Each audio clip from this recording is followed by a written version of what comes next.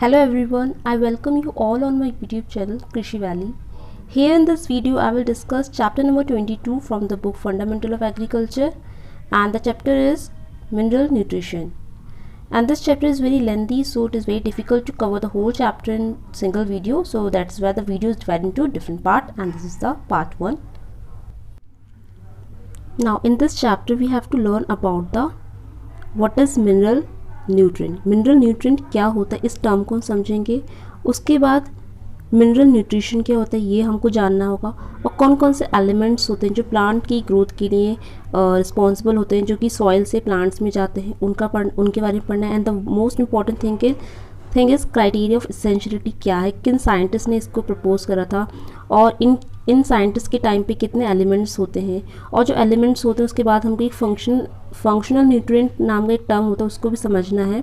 और हमको समझना है कि जो प्लांट्स न्यूट्रिएंट लेते हैं, एलिमेंट्स को एब्जॉर्ब करते हैं, वो किन फॉर्म्स में करते हैं. जनरली एलिमेंट्स जो होते हैं आयनिक, इनऑर्गेनिक, आयनिक और नॉन आयनिक फॉर्म्स में प्रेजेंट होते हैं. तो प्लांट्स जो होते हैं वो आयनिक और नॉन आयनिक फॉर्म्स में एलिमेंट्स को अपने अंदर लेते हैं, और उन एलिमेंट्स की डिस्कवरी कैसे कैसे हुई है ये सारा कुछ हमको इस पर्टिकुलर चैप्टर में स्टडी करना है. So let's start. The term mineral nutrient is generally used to refer inorganic ions obtained from the soil required for the plant growth. तो mineral nutrient क्या होते हैं? Simply mineral nutrient का मतलब होता है कि सॉइल में कुछ ऐसे inorganic ions पाए जाते हैं जो प्लांट्स की ग्रोथ के लिए ज़रूरी होते हैं. उन inorganic ions को ही हमने कहा कि वो मिनरल न्यूट्रिएंट होते हैं. अब मिनरल न्यूट्रिशन क्या होता है? मिनरल न्यूट्रिशन एक प्रोसेस होता है जिसके थ्रू जो प्लांट होते हैं वो क्या करते हैं, उन आयंस को, ये जो इनऑर्गेनिक आयंस हमने बोला, इन इनऑर्गेनिक आयंस को वो क्या करते हैं, एब्जॉर्ब करेंगे, ट्रांसलोकेशन करते हैं, एंड एसिमिलेशन. 3 प्रोसेस होते हैं. एब्जॉर्प्शन का, यानी जो इनऑर्गेनिक आयंस है सबसे पहले प्लांट्स एब्जॉर्ब करेगा अपने अंदर. दैन ट्रांसलोकेशन होगा. ट्रांसलोकेशन का मतलब होता है ट्रांसफ़र होना, प्लांट्स की रूट से प्लांट्स की जो लीव्स वाला एरिया है वहाँ तक उन न्यूट्रिएंट को ट्रांसफ़र करना. आफ्टर दैट एसिमिलेशन करना. एसिमिलेशन का मतलब होता है कि एकदम से उन सारे जो आयंस होते हैं उन सबको मिक्स कर देना, उन सबको ऐड करना, मिला देना. तो ये कहलाता है मिनरल न्यूट्रिशन. तो मिनरल न्यूट्रिएंट और मिनरल न्यूट्रिशन में क्या डिफरेंस है? मिनरल न्यूट्रिएंट हम उन इनऑर्गेनिक आयंस को कहते हैं जो प्लांट्स के लिए अवेलेबल होते हैं, और मिनरल न्यूट्रिशन एक प्रोसेस है जिसमें प्लांट से करते हैं एब्जॉर्प्शन, ट्रांसलोकेशन एंड एसिमिलेशन करते हैं. किनका? उन्हीं मिनरल्स का, या फिर कह सकते हैं इनऑर्गेनिक आयंस का. तो ये होता है मिनरल न्यूट्रिएंट और मिनरल न्यूट्रिशन में फ़र्क. उसके बाद मिनिमम जो एलिमेंट्स हम पढ़ते हैं, कितने एलिमेंट्स जो होते हैं वो प्लांट्स को रिक्वायर होते हैं उनकी ग्रोथ में. तो ज़्यादा से ज़्यादा जो एलिमेंट्स प्लांट्स की ग्रोथ के लिए रिस्पॉन्सिबल होते हैं वो ज़्यादा से ज़्यादा सॉइल के थ्रू ही प्लांट्स जो है वो उनको लेते हैं. लेकिन CHO, ये CHO जो होता है, CHO that is carbon, hydrogen, oxygen, ये जो है ये मिनरल की कैटेगरी में नहीं आते. Okay, they are not mineral. CHO, carbon, hydrogen, oxygen, they are not minerals. इनके अलावा जितने भी एलिमेंट्स प्लांट्स की ग्रोथ के लिए रिस्पॉन्सिबल होते हैं they are referred as mineral. लेकिन CHO को हम मिनरल्स नहीं बोलते बिकॉज ये सॉइल के थ्रू एब्जॉर्ब नहीं होते. ये हमारे जो एटमॉस्फेयर होते हैं, एयर, वाटर, वहाँ उनके थ्रू प्लांट्स को अवेलेबल होते हैं. तो इनको छोड़ के जितने भी एलिमेंट्स होते हैं they are referred as mineral elements. Now next important term is the criteria of essentiality. Criteria of essentiality में हमें ध्यान रखना है कि ये क्राइटेरिया क्या है और किन साइंटिस्ट ने दिया है. तो क्राइटेरिया ऑफ एसेंशियलिटी में 2 साइंटिस्ट बहुत इंपॉर्टेंट हैं, अर्नर एंड स्टाउट. ठीक है, earner and stout give the criteria of essentiality in the year 1939. तो criteria of essentiality earner and stout ने 1939 में प्रपोज करा था, दिया था. उसके बाद अर्नर ने दोबारा से 1954 में इसको डिफाइन करा, यानी इसको थोड़ा सा मॉडिफाई कर दिया था. अब जो क्राइटेरिया ऑफ एसेंशियलिटी है इसमें 3 इंपॉर्टेंट पॉइंट्स हमको पढ़ने हैं, और ये जो तीनों के तीनों पॉइंट्स हैं वो बताते हैं कि कोई भी न्यूट्रिएंट है, कोई भी एलिमेंट है, वो प्लांट्स के लिए कैसे एसेंशियल है, उसका क्या क्राइटेरिया है, हम किसी पर्टिकुलर न्यूट्रिएंट को एसेंशियल क्यों कह रहे हैं प्लांट्स के लिए. तो first point is the deficiency of the element make it impossible for the plants to complete their vegetative or reproductive stage of its life cycle. कोई भी पर्टिकुलर एलिमेंट की अगर डेफिशिएंसी हो जाती है सपोज हम बात करें example nitrogen, we all know nitrogen का क्या काम होता है, ये प्लांट्स की जो यील्ड है उसको इंक्रीज़ करता है और साथ में जो वेजिटेटिव ग्रोथ होती है उसको भी बहुत ज़्यादा इंप्रूव करते हैं। यानी जो प्लांट्स की जो ग्रीन लीव्स होती हैं, डार्क ग्रीन कलर जो होता है वो नाइट्रोजन की वजह से होता है। तो सपोज़ अगर किसी पर्टिकुलर एलिमेंट की डेफिशिएंसी हो जाती है तो प्लांट्स क्या करते हैं, अपनी वेजिटेटिव और रिप्रोडक्टिव लाइफ साइकिल जो है वो कंप्लीट नहीं कर पाते। तो अगर ऐसा कोई एलिमेंट है जिसकी वजह से ऐसा हो रहा है, उसकी कमी से ऐसा हो जाएगा, तो वो उसका मतलब कि वो एसेंशियल है, वो ज़रूरी है। सेकेंड पॉइंट कह रहा है कि the deficiency is specific two elements in question and such can be prevent or correct only by supplying that particular nutrient element of the plant, ठीक है, to the plants। For example अगर nitrogen की plants में deficiency हो रही है और हमको पता है कि प्लांट्स में जो नाइट्रोजन है वो वेजिटेटिव ग्रोथ के लिए और लीव्स को जो ग्रीन कलर होता है उसके लिए बहुत ज़्यादा रिस्पॉन्सिबल है, और अगर नाइट्रोजन की कमी हो रही है तो हमें क्या करना होगा, उसका कुछ उसकी जो कमी है वो सिर्फ नाइट्रोजन ही पूरी कर सकता है। मींस कोई दूसरा एलिमेंट नहीं डाल सकते हम उसकी जगह। तो हमें नाइट्रोजन की डिफिशिएंसी तो नाइट्रोजन ही अप्लाई करना होगा, कोई दूसरा एलिमेंट हम सप्लाई नहीं कर सकते उसकी डिफिशिएंसी को पूरा करने के लिए। ये है। लेकिन अभी इस पॉइंट में हम थोड़ा सा आगे डिटेल में समझेंगे कि ये पॉइंट में आगे हम कर सकते हैं ऐसा कि कोई अगर पर्टिकुलर न्यूट्रिएंट है और वो डिफिशिएंस है, उसकी डिफिशिएंसी है, तो हम उसको सब्स्टिट्यूट कर सकते हैं, उसका सब्स्टिट्यूशन कर सकते हैं किसी दूसरे एलिमेंट के थ्रू। ये हम कैसे करेंगे अभी हम आगे पढ़ेंगे। तो अब यहाँ पे देखते हैं पॉइंट नंबर 3 सी जो है वो क्या है, the element must have a direct influence on the plant and must be directly involve in the nutrition and metabolism of the plant. तो जो एलिमेंट होता है उसका एक डायरेक्ट इन्फ्लुएंस होना चाहिए, यानी वो प्लांट्स की जो मेटाबॉलिक एक्टिविटीज़ हो रही हैं या प्लांट का सिंपली कह सकते हैं न्यूट्रिशन है या मेटाबॉलिक एक्टिविटी है उसमें इन्वॉल्व होना चाहिए, तभी हम कहेंगे कि वो एलिमेंट जो है वो इसेंशियल है। तो क्राइटेरिया ऑफ एसेंशियलिटी में 3 पॉइंट्स कवर होते हैं। पहला पॉइंट में बताया कि अगर किसी पर्टिकुलर न्यूट्रिएंट की डेफिशिएंसी हो जाती है तो वो अपनी लाइफ साइकिल पूरी नहीं कर पाएगा। सेकंड पॉइंट कहा गया है कि अगर किसी पर्टिकुलर एलिमेंट की डेफिशिएंसी है तो उसकी भरपाई करने के लिए हमें उसको वही पर्टिकुलर डेफिशिएंट एलिमेंट ही सप्लाई करना पड़ेगा, कोई दूसरा एलिमेंट नहीं कर सकते, क्योंकि अगर दूसरा कोई एलिमेंट सप्लाई करेंगे तो उसकी डेफिशिएंसी को हम करेक्ट नहीं कर सकते। थर्ड पॉइंट ये है कि अगर कोई एलिमेंट प्लांट्स की न्यूट्रिशन में या मेटाबॉलिक एक्टिविटी में इन्वॉल्व रहता है तो वो भी इसेंशियल एलिमेंट में आता है। लेकिन यहाँ पे जो हमने पॉइंट नंबर 2 पढ़ा था, ये जो सेकंड पॉइंट था कि अगर कोई पर्टिकुलर एलिमेंट की डेफिशिएंसी हो रही है तो उसको ठीक करने के लिए हमें वही एलिमेंट सप्लाई करना है। फॉर एग्जांपल अगर नाइट्रोजन की डेफिशिएंसी प्लांट में है तो हमें नाइट्रोजन ही सप्लाई करनी पड़ेगी, अगर फॉस्फोरस की डेफिशिएंसी है तो हमें फॉस्फोरस ही सप्लाई करना है। ये पॉइंट जो है ये पॉइंट नंबर बी में कहा गया है। लेकिन बाद में जब रीसेंट इन्वेस्टिगेशन हुई या स्टडी हुई कह सकते हैं तो सामने आया कि हम एलिमेंट्स को रिप्लेस भी कर सकते हैं या फिर कह सकते हैं इनका सब्स्टिट्यूशन भी कर सकते हैं। तो यहाँ पे जो सब्स्टिट्यूशन होता है ये बहुत ही इंपॉर्टेंट है। तो हम किस एलिमेंट का किसके साथ सब्स्टिट्यूशन कर सकते हैं ये इंपॉर्टेंट है। तो यहाँ पे हमें ध्यान रखना है जो मोलिब्डेनम होता है, molybdenum can be substituted with the element vanadium.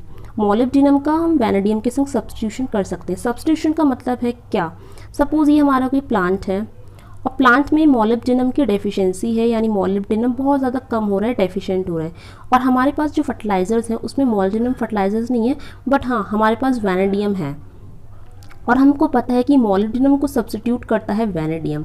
तो अगर हमारे पास मोलिब्डेनम नहीं है तो हम वैनेडियम को अप्लाई कर देंगे और हमको सेम रिजल्ट मिलेगा। यानी अगर मोलिब्डेनम डाल देते तो जो हमको रिजल्ट मिलने थे वो सेम रिजल्ट हमको तब भी मिलेंगे जब हम वैनेडियम को अप्लाई करते हैं। इसको बोलते हैं सब्स्टिट्यूशन। तो मोलिब्डेनम को सब्स्टिट्यूट करने के लिए हम यूज़ करते हैं वैनेडियम। उसके बाद क्लोरीन जो होता है उसको सब्स्टिट्यूट करते हैं बेरिलियम, और पोटेशियम को सब्स्टिट्यूट करने के लिए हम यूज़ करते हैं रुबिडियम, और कैल्शियम का सब्स्टिट्यूशन के लिए हम यूज़ करते हैं स्टोर्टियम। तो ये जो 4 एलिमेंट्स हैं ये बहुत ज़्यादा इम्पॉर्टेंट है, इनको आपको याद रखना है कि किसको हम किसके साथ सब्स्टिट्यूट करते हैं। ये 4 हैं, इम्पॉर्टेंट है, molybdenum, chlorine, potash and calcium. इसके बाद इन्होंने बताया है कि जो अर्नर और स्टाउट थे इनके टाइम पे कितने एलिमेंट्स प्रेजेंट थे। तो अर्नर एंड स्टाउट के टाइम पे 16 एलिमेंट प्रेजेंट थे और उन्होंने उन 16 को ही एसेंशियल एलिमेंट्स कहा। लेकिन बाद में जब फ्यूचर में और स्टडी होती हैं तो सामने आता है कि जो ये 16th एलिमेंट है ये 16 नहीं रहे, इसमें एक एलिमेंट और जुड़ जाता है, +1 हो जाता है, यानी अब टोटल एलिमेंट्स हमारे कितने हो गए हैं 16 + 1 दैट बिकम 17। और क्वेश्चन पूछ सकता है कि जो 17th एलिमेंट ऐड हुआ है वो कौन सा है, तो दैट इज़ निकल। तो ये रिसेंट स्टडीज़ में क्या है कि पहले 16 एलिमेंट हुआ करते थे, लेकिन फर्दर स्टडी के बाद देखा गया कि जो निकल है उसका रोल भी सेम ऐसे ही हो रहा है जैसे बाकी एसेंशियल न्यूट्रिएंट का होता है, तो निकल को भी उसी कैटेगरी में बाद में ऐड करा गया। अब यहाँ पे एक साइंटिस्ट आते हैं निकोलास ने एक टर्म दिया था 1961 में, फंक्शनल न्यूट्रिएंट। फंक्शनल न्यूट्रिएंट क्या होते हैं, सिंपली जैसे हमने एलिमेंट्स पढ़े एसेंशियल एलिमेंट्स, उन्हीं का थोड़ा सिमिलर टर्म है। तो फंक्शनल न्यूट्रिएंट्स क्या होते हैं, functional nutrients for any mineral element that function in plant metabolism whether और not its action is specific. कह सकते हैं कि ये वो न्यूट्रिएंट होते हैं या वो एलिमेंट हैं जो प्लांट्स के मेटाबॉलिज्म में रिस्पॉन्सिबल होते हैं। जैसे हम ह्यूमंस की बॉडी में मेटाबॉलिज्म होता है, जस्ट लाइक सेम प्लांट्स की बॉडी में भी मेटाबॉलिज्म होता है। तो प्लांट्स के मेटाबॉलिज्म में जो अपना रोल प्ले करते हैं that is referred as functional nutrient, और ये फंक्शनल न्यूट्रिएंट टर्म दिया है निकोलास ने। तो most of the time question बन सकता है कि functional nutrient term is given by Nicholas. Okay, अब ये जो फंक्शनल न्यूट्रिएंट होते हैं इनको हम कैसे समझ सकते हैं। जो फंक्शनल न्यूट्रिएंट होते हैं उसमें हमारे ये जो 16 एलिमेंट्स थे, ठीक है, अभी हमने पढ़ा कि अर्नल्ड स्टाउट के टाइम पे 16 इसेंशियल एलिमेंट्स होते हैं। तो 16 इसेंशियल एलिमेंट्स के साथ साथ यहाँ पे कुछ फंक्शनल एलिमेंट्स भी ऐड हो जाते हैं, जो फंक्शनल न्यूट्रिएंट्स, ठीक है, फंक्शनल न्यूट्रिएंट्स भी यहाँ पे ऐड हो जाते हैं। अब ये फंक्शनल न्यूट्रिएंट्स होते कितने हैं, तो यहाँ पे देखा गया है कि जो प्लांट्स के मेटाबॉलिज्म में इन्वॉल्व होते हैं वो फंक्शनल न्यूट्रिएंट्स होते हैं। अब कौन कौन से एलिमेंट्स हैं जो मेटाबॉलिज्म में इन्वॉल्व हैं जिनको हम फंक्शनल न्यूट्रिएंट कह सकते हैं, तो उसमें आपको 4 एग्जाम्पल याद करने हैं, sodium, cobalt, vanadium and silicon. इसको शॉर्ट में आप ऐसे ही बोल सकते हैं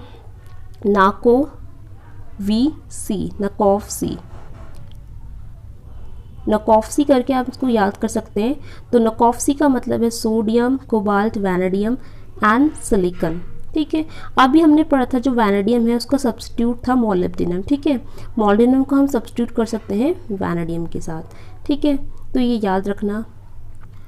तो ये हमारे थे फंक्शनल न्यूट्रिएंट्स। तो फंक्शनल न्यूट्रिएंट्स और ये 16 एसेंशियल एलिमेंट्स और फंक्शनल न्यूट्रिएंट्स जो होते हैं हमारे, जैसे सोडियम, कोबाल्ट, वैनेडियम और सिलिकॉन, इन सबको मिला के यानी इन 16 के साथ अगर हम इन चारों को भी मिला दें तो ये हमारे फंक्शनल न्यूट्रिएंट बन जाएंगे। अब आगे हमको now we look after what are the 16 elements. ये जो 16 एलिमेंट्स हैं ये कौन कौन से हैं इनको समझते हैं। 16 एलिमेंट्स में हमारा आते हैं carbon, hydrogen, oxygen, phosphorus, potash, then nitrogen, sulfur, calcium, iron. After that manganese, copper, boron, zinc, molybdenum, chlorine. तो ये जो हमारे इम्पॉर्टेंट हैं, मैग्नीशियम भी है यहाँ पे, ठीक है। तो ये जो हमारे टोटल है ये 16 एलिमेंट्स हैं। उसके बाद मैंने आपको बताया था 17th नंबर पे जो ऐड हुआ है दैट इज़ निकल। प्रेजेंटली जो निकल है वो भी ऐड हुआ है and it is add as a 17th essential element. Okay, अब यहाँ पे हमको जो मेन जो इम्पोर्टेंट होता है एलिमेंट्स का क्लासिफिकेशन वो समझना है कि एलिमेंट्स को हम ब्रॉडली अगर हम देखें तो 2 कैटेगरीज में इनको बांट सकते हैं, मैक्रो एलिमेंट्स या मैक्रो न्यूट्रिएंट्स, और दूसरा होता है माइक्रो एलिमेंट्स या फिर ट्रेस एलिमेंट्स भी इनको बोलते हैं। तो मैक्रो एलिमेंट्स जो होते हैं हमारे उसमें अगेन 2 कैटेगरी बन जाती हैं हमारी कि वो प्राइमरी है, ठीक है, प्राइमरी मैक्रो एलिमेंट्स हैं या फिर हमारे सेकेंडरी मैक्रो एलिमेंट्स हैं, ठीक है, इस तरह से कैटेगरी बन जाती है। तो यहाँ पे देख सकते हैं कि आउट ऑफ द 16 एलिमेंट्स, ये जो हमारे टोटल 16 एलिमेंट्स थे, इसमें से क्या होता है कि जो carbon, hydrogen, oxygen, NPK, calcium, magnesium, sulphur है, ये हमारे मैक्रो एलिमेंट्स में आते हैं। Remember this, CHO, NPK, calcium, magnesium, sulphur हमारे मैक्रो हैं, और जो बचे हुए हैं वो माइक्रो में आते हैं, ठीक है। अब मैक्रो में भी मैंने आपको बताया 2 कंडीशन होती हैं, प्राइमरी एंड सेकेंडरी की। तो जो हमारे NPK है, पहले हम देखते हैं CHO के बारे में। CHO जो है हमारे बेसिक एलिमेंट्स होते हैं, they are referred as basic element, ये हमारे बेसिक एलिमेंट्स होते हैं। उसके बाद सेकंड हमारा आता है NPK. NPK are referred as primary macro elements, ये हमारे प्राइमरी मैक्रो एलिमेंट्स में आते हैं।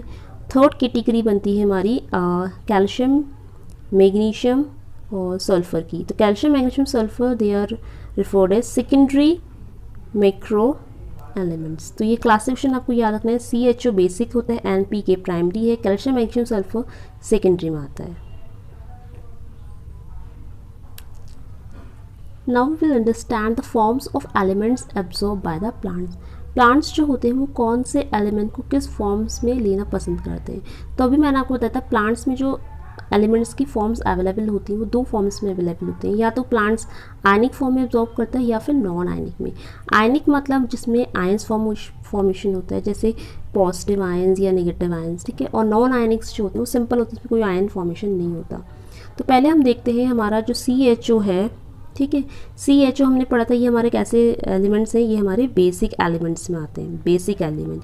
तो कार्बन जो है वो जनरली आयनिक और नॉन आयनिक दोनों फॉर्म में प्लांट्स को मिल जाती है। आयनिक की बात करें तो आयनिक में CO3 2 नेगेटिव, HCO3 नेगेटिव, ये फॉर्म होती है आयनिक की। और नॉन आयनिक में हम सबको पता है कि कार्बन जो है वो कार्बन डाइऑक्साइड, जो हम एकदम स्कूल टाइम से बेसिक से पढ़ते आ रहे हैं कि हम सबको पता है कि प्लांट्स में क्या होता है, कार्बन डाइऑक्साइड आती है, ठीक है, फोटोसिंथेसिस होता है। तो ये सब बेसिक चीज़ें हमको पता है कि कार्बन का CO2 में जो एब्जॉर्प्शन होता है वो नॉन आयनिक फॉर्म होती है। और ये कहाँ से अवेलेबल होती है, इसके सोर्सेस क्या हैं। तो कार्बन कहाँ से आता है, एयर और वाटर के थ्रू आता है। हाइड्रोजन की बात तो हाइड्रोजन मॉलिक्यूलर फॉर्म में प्रेजेंट होती है, जैसे वाटर और एयर के थ्रू ये अवेलेबल हो जाता है। और ऑक्सीजन जो होती है वो मॉलिक्यूलर फॉर्म में पाई जाती है। मॉलिक्यूलर फॉर्म जो होती है ऑक्सीजन की दैट इज़ O2। इस फॉर्म में ऑक्सीजन पाई जाती है जो कि सेम एयर वाटर के थ्रू मिल जाती है। तो ये जितने भी एलिमेंट्स थे कार्बन, हाइड्रोजन, ऑक्सीजन, ये बेसिक एलिमेंट्स होते हैं क्योंकि इनकी जो सोर्स होते हैं एकदम बेसिक सोर्स हैं एयर एंड वाटर। तो दैट इज़ वाई इनको हम बेसिक एलिमेंट्स में गिनते हैं। उसके बाद नेक्स्ट आता है हमारा प्राइमरी एलिमेंट, जिसमें हमारा NPK आता है, NPK। तो ये हमारा NP और अभी हम K के बारे में पढ़ेंगे। तो N मीन्स नाइट्रोजन। तो अब नाइट्रोजन बहुत ही इंपॉर्टेंट है, ये आयनिक और नॉन आयनिक फॉर्म्स दोनों में अवेलेबल होती है, लेकिन इसकी जो आयनिक फॉर्म्स हैं ये ज़्यादातर जो प्लांट्स होते हैं वो आयनिक फॉर्म में ही नाइट्रोजन को लेना प्रेफर करते हैं। आयनिक फॉर्म्स में दो फॉर्म्स होती हैं नाइट्रोजन की, NO3 नेगेटिव, और प्लांट ज़्यादातर इसी फॉर्म में लेते हैं नाइट्रोजन, NO3 नेगेटिव में। इसके अलावा अमोनिया फॉर्म होती है NH4 पॉजिटिव। और अगर नॉन आयनिक की बात करें तो नॉन आयनिक में CONH2 होल ट्वाइस अमाइड की फॉर्म में नाइट्रोजन पाई जाती है। बट ये आपको नॉन आयनिक याद नहीं रखना, आपको सिर्फ आयनिक फॉर्म्स ही याद रखनी है, क्योंकि नाइट्रोजन बहुत ही फेमस है आयनिक फॉर्म के लिए। उसके बाद नाइट्रोजन कहाँ से मिल जाती है, नाइट्रोजन का कुछ पार्ट्स जो है एयर में भी प्रेजेंट होता है, तो वहाँ से भी नाइट्रोजन जो है प्लांट्स को अवेलेबल होती है। नेक्स्ट हमारा फॉस्फोरस। फॉस्फोरस जो होता है उसकी जो आयनिक फॉर्म्स हैं that is H2PO4 negative, HPO4 2 negative, ये आयनिक फॉर्म्स हो गई। और नॉन आयनिक फॉर्म्स में क्या होता है कि प्लांट्स में जो न्यूक्लिक एसिड होता है वहाँ पे फाइटिन प्रेजेंट होता है, वहाँ से भी नाइट्रोजन फॉस्फोरस रिक्वायरमेंट पूरी होती है। लेकिन अगेन यहाँ पे भी जो फॉस्फोरस होता है वो सबसे ज़्यादा जो अवेलेबल होता है वो आयनिक फॉर्म्स में ही होता है। तो फॉस्फोरस में भी आपको आयनिक फॉर्म का ही ध्यान रखना है। और इसका जो सोर्स है वो क्या है, ये जनरली सॉइल से ही अवेलेबल होता है। हम सॉइल में जो फर्टिलाइज़र डालते हैं उनके थ्रू ये अवेलेबल रहता है। इसके बाद हम कह रहे थे NPK, तो हमारा जो K है वो यहाँ पे आगे है पोटेशियम। पोटेशियम जनरली अवेलेबल होता है आयनिक फॉर्म में, ये है आयनिक फॉर्म और ये है नॉन आयनिक फॉर्म, और ये है हमारा सोर्स। तो पोटेशियम की जो फॉर्म है दैट इज़ K पॉजिटिव, ठीक है। अब हम आते हैं सेकेंडरी में। सेकेंडरी में हम आते हैं कैल्शियम, मैग्नीशियम, सल्फर। तो ये हमारे जो है सेकेंडरी एलिमेंट्स में आ गए, कैल्शियम, मैग्नीशियम, सल्फर। अब ये इनका जो अवेलेबिलिटी है अगेन आयनिक फॉर्म में है, calcium Ca2 positive, magnesium Mg2 positive, और सल्फर में आयनिक नॉन आयनिक दोनों है। सल्फर की जो आयनिक फॉर्म है दैट इज SO4 2 नेगेटिव, और नॉन आयनिक में हम क्या देखते हैं कि जो सल्फर होता है वो SO2 की फॉर्म में भी प्रेजेंट होता है। और ये SO2 जो है सल्फर डाइऑक्साइड गैस है, तो बेसिकली इसकी रिक्वायरमेंट क्या है, एयर से ही पूरी हो सकती है। और जो आयनिक फॉर्म्स हैं ये कहाँ से पूरी होंगी, इनकी रिक्वायरमेंट होती है सॉइल के थ्रू पूरी। तो ये हमारे सेकेंडरी कैल्शियम, मैग्नीशियम, सल्फर भी हमने देख लिया। अब आते हैं हमारे जो दूसरे एलिमेंट्स होते हैं, माइक्रो एलिमेंट्स कहते हैं हम जिनको। माइक्रो एलिमेंट्स में आता है हमारा आयरन। आयरन की जो फॉर्म्स होती हैं आयनिक फॉर्म्स में Fe3 पॉजिटिव, Fe2 पॉजिटिव, जिनको हम फेरिक फॉर्म्स बोलते हैं। इसके अलावा नॉन आयनिक में जो आयरन होता है वो सल्फर के संग कंबाइन होकर कंपाउंड फॉर्म करता है, that is FeSO4 with EDTA। मैंने बताया कंपाउंड फॉर्म करता है with the help of EDTA।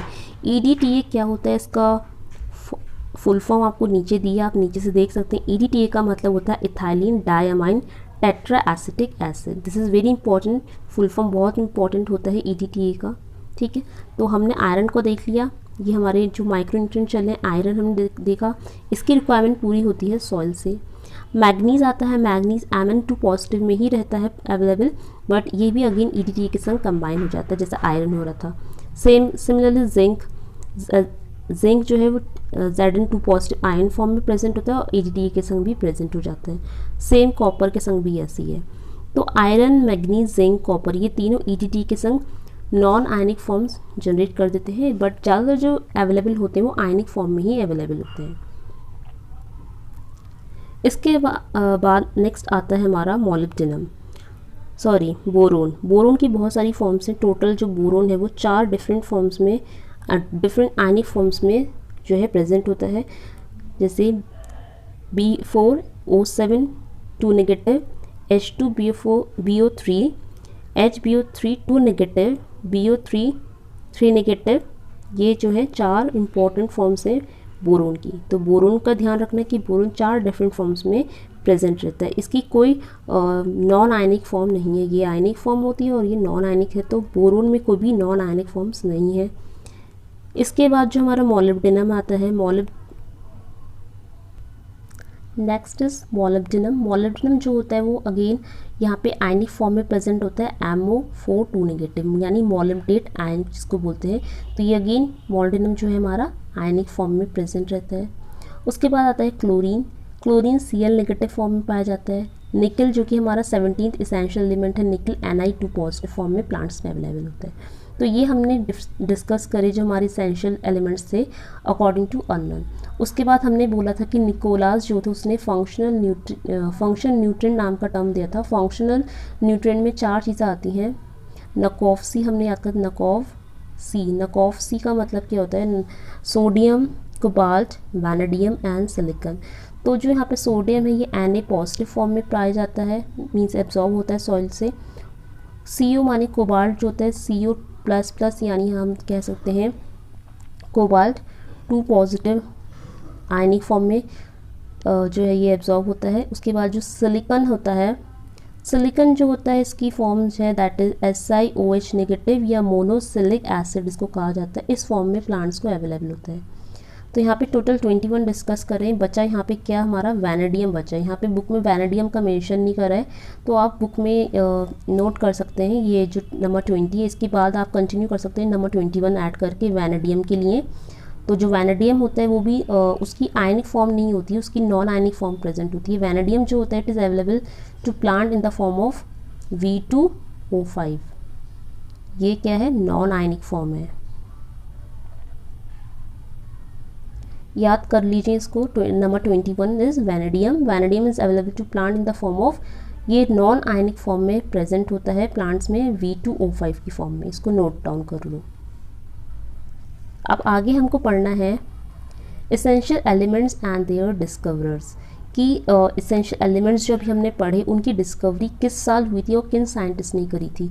तो ये जो क्वेश्चन है ये थोड़ा डिफ़िकल्ट है, बट मैंने इसको अपने तरफ से थोड़ी ट्रिक की हेल्प से इसको मैंने थोड़ा सा लर्न करने की कोशिश करी है, और मेरी क्या ट्रिक रही थी ये मैं आपके साथ यहाँ पे शेयर करती हूँ। तो सबसे पहले हमको जो मेन हमको याद रखना है, जो पूछा जाता है मेन जनरली वो है एलिमेंट्स और उनका जो साइंटिस्ट होता है। ईयर नहीं पूछा जाता है तो ईयर पे हमारा ज़्यादा फोकस नहीं रहेगा, बट अगर आप कहीं पे इसको लर्न करना चाहते हैं, आपको कहीं पे इसका पूरा का पूरा आंसर राइटिंग करनी है, तो आपको ईयर्स भी उसको अच्छे से रटना होगा। तो अभी हम स्टार्ट करते हैं इसके साइंटिस्ट को कैसे याद करना है। तो सबसे पहले हम देखते हैं ऑक्सीजन। ऑक्सीजन को आप कैसे याद रखो, ऑक्सीजन को आप याद रखो ऑक्सीजन के संग आप जोड़ो प्रेशर को, ऑक्सीजन प्रेशर, ठीक है। ऑक्सीजन एक गैस है और गैस क्या क्रिएट करती है, प्रेशर क्रिएट करती है, ठीक है। तो हमको यहाँ पे ऑक्सीजन से ध्यान रखना है प्रेशर। अब आप प्रेशर और इसकी स्पेलिंग को कंपेयर करो तो इसकी स्पेलिंग समवट सिमिलर होगी, ठीक है। प्रेशर से आपको यहाँ पे साइंटिस्ट याद हो जाएगा डी सॉशर, ठीक है, प्रेशर डी सेशर, तो प्रेशर सेशर साउंड लाइक सिमिलर, और इसकी डिस्कवरी हुई है 1804 में। तो ऑक्सीजन को हमने याद कर लिया है। नेक्स्ट है नाइट्रोजन। तो नाइट्रोजन को कैसे याद रख सकते हैं, देखो नाइट्रोजन का जो साइंटिस्ट है वो है रदरफोर्ड। तो अगर आप साइंस के स्टूडेंट रहे हो तो आपने 9th क्लास में चैप्टर पढ़ा था कि रदरफोर्ड का मॉडल था एटॉमिक मॉडल। तो हम सबको पता है कि एटम के अंदर एक न्यूक्लियस होता है सेंटर में, ठीक है, तो एन फॉर न्यूक्लियस होता है, और रदरफोर्ड ने इसके ऊपर एक एक्सपेरिमेंट करा था। तो यहाँ पे आप न्यूक्लियस को अब एन फॉर न्यूक्लियस ने याद करके आप एन फॉर नाइट्रोजन याद करो, एन फॉर नाइट्रोजन, और नाइट्रोजन से आप रदरफोर्ड याद करने की कोशिश करो, ठीक है। तो नाइट्रोजन हमको याद हो जाएगा इस तरीके से। अब नेक्स्ट आता है हमारा आयरन। आयरन को कैसे याद रख सकते हैं, आयरन को आप ऐसे याद करो, जितनी भी हमारे आयरन की चीज़ें होती हैं, हमारे आयरन के पिलर्स गेट वगैरह होते हैं, उसमें जंक ना लग जाए तो हम उसको क्या करते हैं, ग्रीस करते हैं। तो आयरन को याद कर लो ग्रीस करके, तो उसका साइंटिस्ट है ग्रीस, ठीक है। नेक्स्ट है हमारा कैल्शियम। कैल्शियम से ऐसे याद रखो, जितने भी हमारे फिल्म स्टार्स होते हैं, एक्टर एक्ट्रेस होते हैं, वो बहुत ही अच्छी डाइट फॉलो करते हैं जिसमें कैल्शियम अच्छा होता है, और कैल्शियम से उनकी बॉडी स्लिम रहती है, ठीक है। स्लिम से आप याद रखना सोलम, और स्टार हैं वो लोग, ठीक है। तो स्टार, ठीक है, हर्मट करके आपको याद रखना होगा।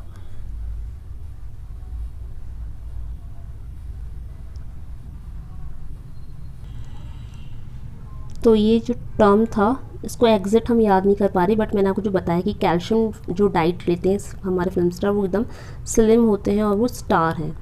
तो स्टार में आप ये जो स्पेलिंग देख रहे हो, सेकंड वर्ड जो है हर्न स्टार, तो यहाँ बीच में एम आप इसको लगा सकते हो, STMAR, ठीक है। तो ये जो ट्रिक है ये तभी फॉलो होती है जब अगर आप ये क्वेश्चन किसी MCQ फॉर्म में कर रहे हो। सपोज कहीं पे आया है which among the following scientist is the discoverer of calcium, in 4 options में से कौन सा साइंटिस्ट है जिसने कैल्शियम की डिस्कवरी करी है। तो बहुत सारे साइंटिस्ट के नाम होंगे, और आपको अगर ट्रिक्स के थ्रू ये पता है कि कैल्शियम जो होती है, एक्टर्स वाली जो डाइट होती है, एक्टर लोग कैल्शियम रिच डाइट लेते हैं और कैल्शियम से वो स्लिम रहते हैं, तो स्लिम और स्टार होते हैं। तो आप ये ऑप्शन आपको दिख जाएगा, स्लिम और स्टार से STMAR, ठीक है। तो you can guess the right answer from this trick. उसके बाद जो कार्बन और हाइड्रोजन है, इनमें आपको जो ज़्यादा दिमाग नहीं लगाना, इसका जो साइंटिस्ट है सर्च करके, ठीक है। अब कैसे याद करो, C भी आ रहा है और यहाँ H भी आ रहा है, देखो सर्च, ठीक है। इसको ऐसे देख लेना, दोनों का सेम है और ईयर भी इनका सेम है 1882। उसके बाद पोटेश आता है, पोटेश का है चिम्पर, ठीक है।